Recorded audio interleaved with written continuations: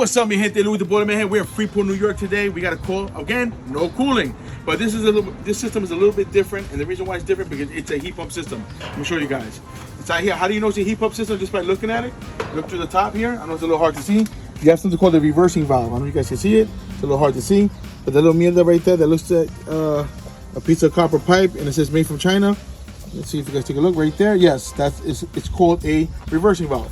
So it's a heat pump system.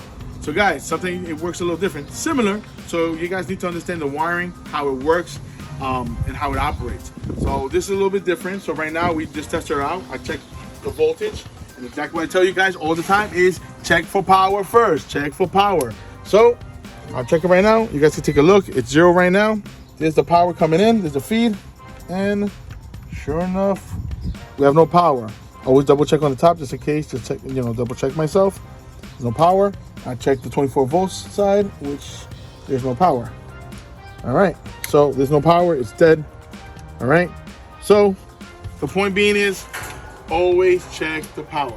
Always check the source of power first, because you be chasing your tail if you didn't check the power. You check it, you're troubleshooting, and you say, oh shit, I forgot the switches in the off position, or maybe they shut off, or maybe it's popped by the breaker. The whole point is check for power first. With that being said, stay tuned guys, because now we gotta go inside the attic, check the air handler. First, if there's power there. 2, make a call for cooling, and then see if it's operating. If not, then I'll take the next step necessary to check what's going on. So stay tuned guys. Woo-wee! Whip-a!